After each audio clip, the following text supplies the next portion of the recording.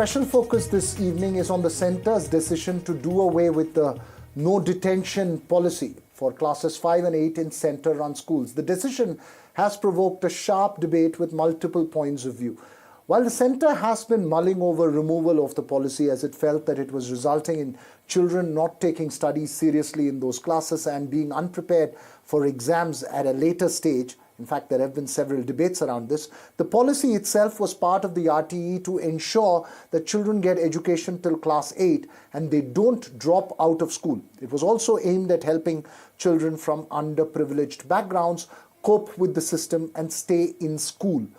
But was it effective is a moot question, and can its impact be uniformly assessed across the country is an even bigger question, because there are several states, even before the centre's decision, many that had done away with the no detention policy, like Bihar, Gujarat, Himachal Pradesh, Rajasthan and West Bengal, and there are those who are firmly, even today, in favor of that policy, like Tamil Nadu, Karnataka, Goa and Telangana, amongst others. So the question this evening, and it's an extremely important one in terms of primary education, is what are the implications of doing away with the no detention policy? Is there a middle ground, state and social reality specific approach that is needed in this conversation? Joining me this evening, D. Sashi Kumar, who's part of the Association for Primary and Secondary Schools in Karnataka, a noted educationist Sudha Acharya, and psychologist and author Aarti Rajaratnam. Sudha Acharya, my first question to you is the question I raised just as I was speaking. Is it a one-size-fit-all policy, or should there be a state-specific, socio-economic strata-specific approach to getting rid of no detention policy? Yeah, I wholeheartedly welcome this policy. As an educationist, what I have observed for last few years, three consequences or repercussions of no detention policy I have observed. One is complacency on the part of the parents, thinking that promotion is their right, and accountability on the part of the teachers. They also thought that there is no accountability. Every child is passing on, will pass. And third one is there is no incentive to work towards excellence on the part of the students. So you will see the report of Asar or Pratham, which really pointed out a very stark reality of Indian education system, where a class 8 child is not able to read class 2 books. This is foundational literacy. If we come to numeracy, then the situation is very, very bad. So what is happening is even Delhi has implemented this no to no detention policy. And last year we implemented this. So it has brought in some amount of accountability, and children also felt that there is an incentive to do well, and parents are also working towards it. And it is not only assessment. Now we have shifted. School is not a place to fail child, actually. We are not working towards failing child. It's for holistic development, overall development. So when we are talking about no detention policy, no way that any child will be expelled or failed. So the policy is such, as the Delhi government has given us promotion policy, it is hard to fail.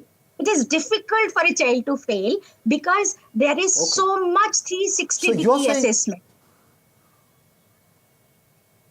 So now assessment is for learning and as learning rather than off learning. So we are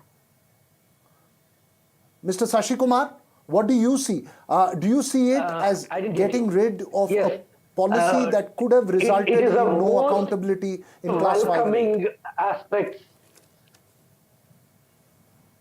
Absolutely. I completely agree with Sudha, and it is most welcoming sign, because this was supposed to happen in the year 2019 when RTE amendment was made, because it was then around 2014-15, the entire country realized what is the outcome of learning when with respect to RTE implication.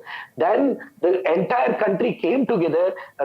Finally, they decided, yes, we will go back and have a detention policy. But unfortunately, only few states have come forward and have taken up. But in certain southern states, always they stand against the policy of the present government, which is in central.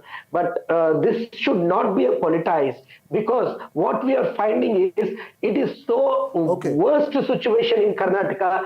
There are around more than 7,000 students in one district who doesn't know at the 10th standard. They don't know even to speak or read and understand the mother You're tongue. making a very important point, Mr. Sashi Kumar. You're saying that, this should, this was something you're saying, you're agreeing with Sudha Acharya, but Aarti, when we look at some of the voices that have been coming out, there are voices which say that underprivileged students were in a better space with the no detention policy because they stayed in school.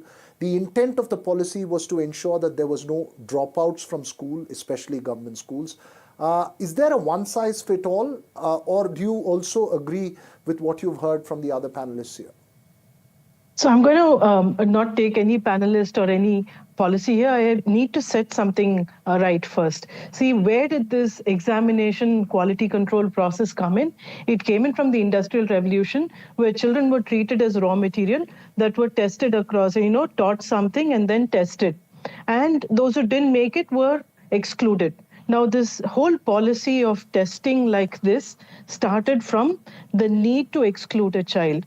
Now, when you need to look at this whole process, I work with slum schools, I work with government schools, I work with private schools as well. So let me give you a context from each of this. Most states, I come from Tamil Nadu, I've worked very closely with the government schools there.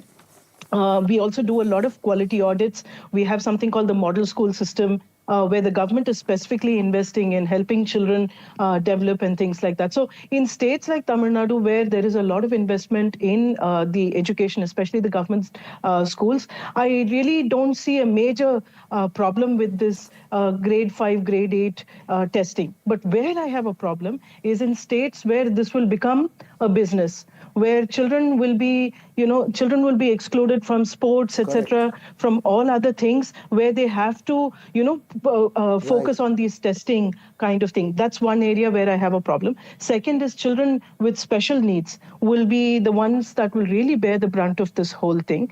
And the third area where I have a problem, and I disagree with both the other panelists, is that when you are saying accountability, the problem is with the system and with the adults involved, and you're punishing the child for it. And I think that's not right. If you really look at it, you need to address gaps in learning right from the beginning. You can't have a checkpoint at grade 5 and grade 8. It has to be something that is done systematically right from day one. And that's where holistic, when you say holistic, the word holistic is taken very, very, in a very sterile form, where we think that, ek din dance kar liya, you did something here, you did something there. And that's how most schools, in spite of the training, that's how most schools think holistic learning is. Holistic learning is actually keeping the child as the center of the process. The most important thing is that we've actually compromised on the connection that is required between the teacher and the child. And we are looking only at content in this whole debate. It's not about the content, it's about the connection. And we have to start choosing people who are eligible to teach.